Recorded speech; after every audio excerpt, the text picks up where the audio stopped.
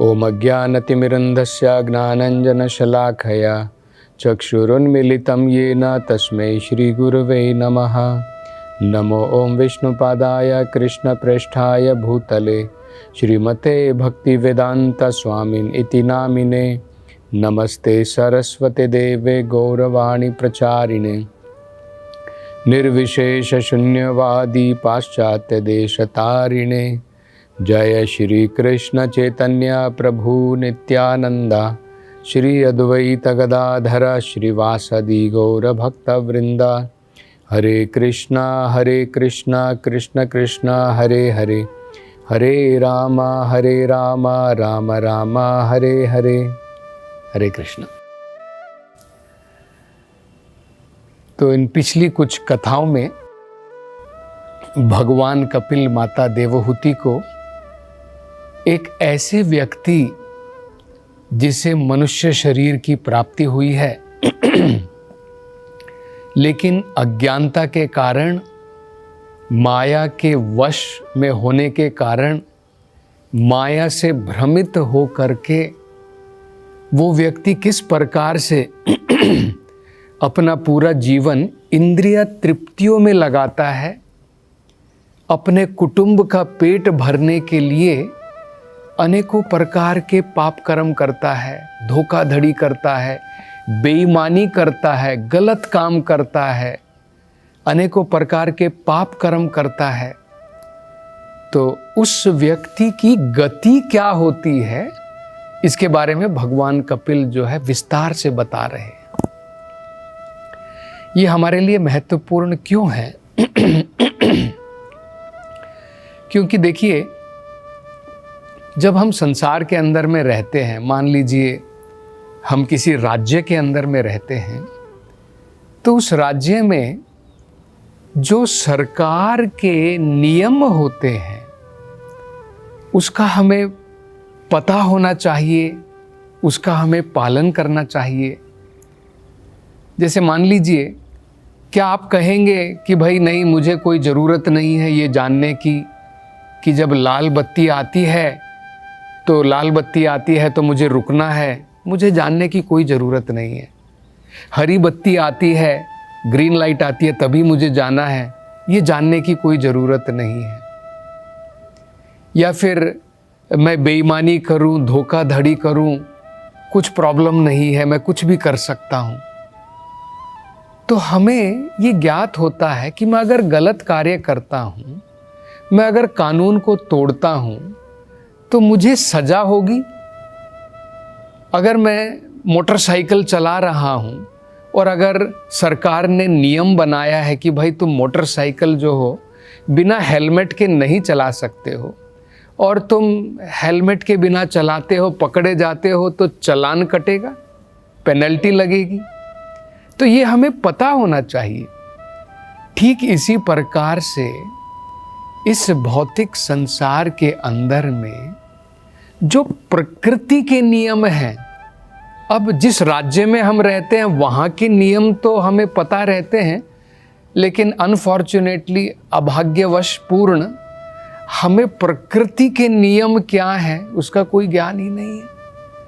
हम लोग सोचते हैं मैं कैसा भी अपना जीवन चला लूँ, पाप कर्म करूँ, दारू पीऊँ, किसी के साथ, पराई स्त्री के साथ संबंध करूं, कुछ भी काम कर लूं, कितने भी पाप कर्म कर लूं, कोई प्रॉब्लम नहीं है, क्योंकि किसने देखा है आगे क्या होने वाला है। लेकिन देखिए, ये तो बड़ा सरल है। जिस प्रकार से अगर हम किसी राज्य में रहते हैं, वहाँ पर हम नियमों का पालन नहीं करते हैं तो हमें सजा तो जरूर मिलेगी। ठीक इसी प्रकार से अगर हम प्रकृति के नियमों का जो भगवान ने दिए हैं उनका हमें बोध नहीं है, उनका हमें ज्ञान नहीं है, और हम अज्ञानता पूर्वक इंद्रियों के वश में आकर के, अपने लोभ, अपने काम के वश में आकर के अनेकों प्रकार के गलत कार्य करते हैं, तो उसकी सजा तो हमें जरूर मिलेगी। अब भगवान कपिल जो है उसका वर्णन कर रहे हैं ताकि लोगों को ये बोध हो, लोगों की ये समझ में आए कि ऐसा नहीं है कि मरने के बाद में कुछ नहीं है।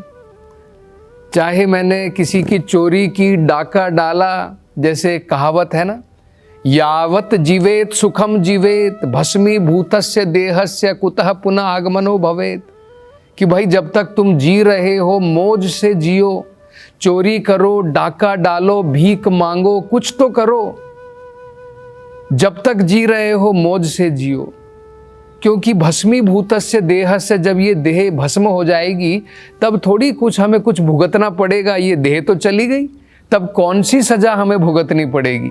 लोग इस प्रकार से सोचते हैं, उनको ज्ञान नहीं है। तो भगवान कपिल जो है हमें किस प्रकार से जिम्मेदारी का जीवन जीना है सिखा रहे हैं। हमें गैर जिम्मेदार होकर के पाप कर्म करना, केवल अपनी इंद्रियों की तृप्ति मात्र करना, वो तो जानवर करता है। लेकिन हमें ये भी समझना है कि अगर एक जानवर जो है वो रेड लाइट को क्रॉस करता है तो ट्रैफिक पुलिस वाला उसके पीछे भागने वाला नहीं है, क्योंकि वो कानून जो है उसके लिए नहीं बनाए हैं, नियम जो है हमारे लिए बने हैं। ठीक इसी प्रकार से जानवरों के जीवन में जो भी वो कार्य करते हैं उसके लिए उन्हें कोई कर्म भुगतना नहीं पड़ता है, क्योंकि उनको कोई फ्रीडम नहीं है, उनकी कोई चॉइस नहीं है। लेकिन मनुष्य जीवन में फ्रीडम है, मनुष्य जीवन में स्वतंत्रता है। हम पाप कर्म भी कर सकते हैं, पुण्य कर्म भी कर सकते हैं, ये हमारी स्वतंत्रता है। तो इसके लिए हमें ज्ञान होना बहुत महत्वपूर्ण है। पाप कर्म क्या होते हैं, हमें किस प्रकार से केवल अपने कुटुंब का पेट भरने के लिए बेईमानी, धोखाधड़ी, इन सब के द्वारा जो है कार्य नहीं करना है, अन्यथा हमें उसकी सजा भुगतनी पड़ेगी। तो भगवान कपिल जो है आगे इसी का वर्णन करते हुए बताते हैं।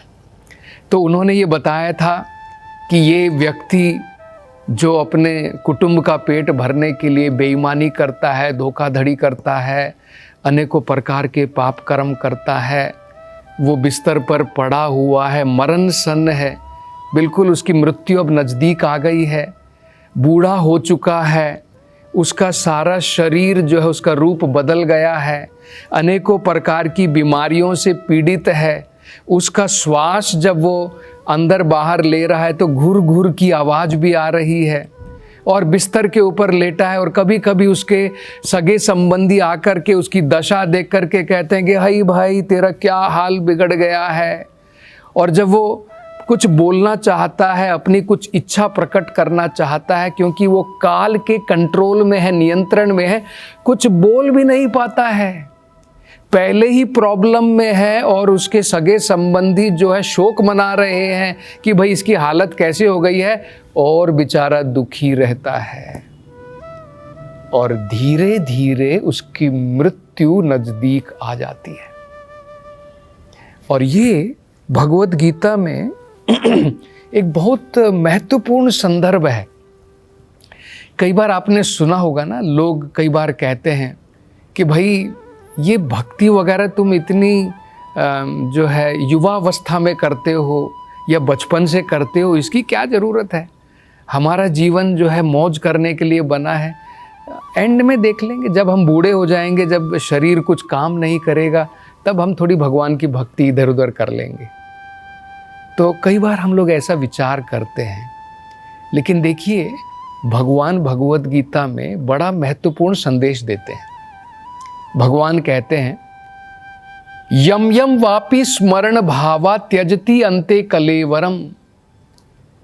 व्यक्ति जब इस शरीर को छोड़ता है, जो उसका जिस चीज के ऊपर उसका मन लगा हुआ है, जिन भावनाओं के ऊपर, जिस प्रकार की चेतना उसने जो है जागृत की है अपने जीवन के अंदर में, सदा तद भाव भाविता, मृत्यु के उपरांत उसी प्रकार की देह की प्राप्ति होने वाली है।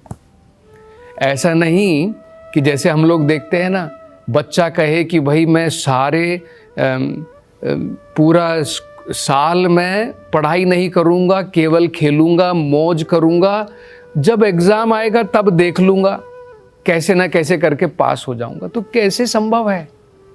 अरे एग्ज़ाम की प्रिपरेशन करनी पड़ती है थ्रू आउट द ईयर। पूरे साल में अगर आप प्रिपरेशन करेंगे तब जाकर के अंत में आप इम्तिहान पास कर पाएंगे, अन्यथा कहाँ से हम लोग पास करेंगे? तो ये हमें बड़ा महत्वपूर्ण समझना है। भगवान कह रहे कि मृत्यु के समय में जिस प्रकार की भावना है, जिस चीज़ों के ऊपर हमारा मन लगा हुआ है, उसी प्रकार के शरीर की प्राप्ति होगी। तो अगर सारी जिंदगी हमारा मन भोग विलास में लगा है, हमने भगवान की भक्ति की कोई प्रैक्टिस नहीं करी है, कोई प्रयास नहीं करा है, तो क्या हम सोचते हैं मृत्यु के समय में हमें नारायण की याद आएगी, हमें भगवान की याद आ जाएगी? हमें अपने स्वजनों की याद आएगी, हमें जिन आसक्तियों से हम इस भौतिक संसार में बंधे हुए हैं उनकी याद आएगी। प्रभुपाद जी स्वयं अपना अनुभव बताते हैं कि उनके एक मित्र थे, जब डॉक्टर ने उनको बताया कि भाई तुम्हारी इस प्रकार की बीमारी है कि तुम 1 महीने से ज़्यादा जीवित नहीं रहोगे, तो वो व्यक्ति जो है डॉक्टर के पांव पड़ करके रो करके पूछ रहा है, हे डॉक्टर, क्या तुम मुझे 1 महीने की जगह 1 साल नहीं दे सकते? आप कह रहे हैं कि 1 महीने में मेरी मृत्यु निश्चित है, क्या मुझे 1 साल नहीं दे सकते? अभी मेरे फैमिली की जिम्मेदारी पूरी नहीं हुई है, अभी मेरे बेटे की शादी नहीं हुई है, अभी मेरे घर बार की मेरी कुछ जिम्मेदारियां हैं। मतलब देखिए, व्यक्ति पूरी जिंदगी संतुष्ट नहीं है, पूरी जिंदगी जो है गधे की भांति अपने परिवार के लिए, बंधुओं के लिए कार्य करता है, लेकिन फिर भी संतुष्टि नहीं, फिर भी सोच रहा है कि ये बाकी रह गया, वो बाकी रह गया, कौन चलाएगा मेरे परिवार को? मूर्ख को ये पता नहीं है कि उसका जीवन स्वयं नीचे की तरफ जा रहा है, नरक की तरफ वो अपने जीवन को धकेल रहा है। इस जीवन में कुछ संबंधी हैं, अगले जीवन में कुछ और संबंधी होंगे, ये जीवन तो बदलता रहेगा। तो मनुष्य जीवन के अंदर में ये बड़ा महत्वपूर्ण है कि हम अपने जीवन में उस प्रकार के प्रयास करें जिसके द्वारा कम से कम जब हमारा अंतिम टेस्ट आएगा, अंतिम इम्तिहान आएगा, जब ये शरीर छोड़ना पड़ेगा, तब जिस प्रकार से हमारा मन डूबा है, जिन भावनाओं में, जिन विचारों में, जिस विषय के ऊपर हमारा मन डूबा है, उसी प्रकार के शरीर की हमें प्राप्ति होने वाली है। अगर हमारा मन भगवान में डूबा है तो हमें वैकुंठ लोक, गोलोक, वृंदावन धाम की प्राप्ति होगी। अगर हमारा मन भौतिक वासनाओं में, सांसारिक चीज़ों में, सांसारिक विषयों के ऊपर डूबा है तो हमें बार बार भौतिक संसार में जन्म लेना ही पड़ेगा। तो अब भगवान कपिल जो है बताते हैं, इस प्रकार के ग्रह मेधी जिसने अपना सारा जीवन केवल इंद्रिय तृप्ति के लिए अनेकों प्रकार से बेईमानी करके, धोखाधड़ी करके, अनेकों प्रकार के कुकर्म करके, पाप कर्म करके जिसने अपने कुटुंब का जो है पेट भरा है इंद्रिय तृप्ति मात्र के लिए, उसका जीवन क्या होता है? तो कहते हैं कि मृत्यु के समय में 2 प्रकार से आत्मा इस संसार को छोड़ती है। एक नरक का द्वार और एक स्वर्ग का द्वार। तो अगर व्यक्ति ने पुण्य कर्म करे हैं अपने जीवन के अंदर में, तो वो उच्च ग्रहों की तरफ जाता है। ये भगवद गीता में भगवान ने स्पष्ट किया है, ऊर्ध्वम गच्छन्ति सत्वस्ताः। जिस व्यक्ति ने अपना जीवन सत्व गुण के प्रभाव में अनेकों प्रकार के पुण्य कर्म करके जिसने अपना जीवन बिताया है, वो व्यक्ति ऊर्ध्वम गच्छन्ति, उसकी गति क्या है मृत्यु के बाद? वो ऊपर की तरफ जाएगा, ऊपर के प्लैनेट्स, ऊपर के ग्रहों, स्वर्ग लोकों की तरफ जाएगा।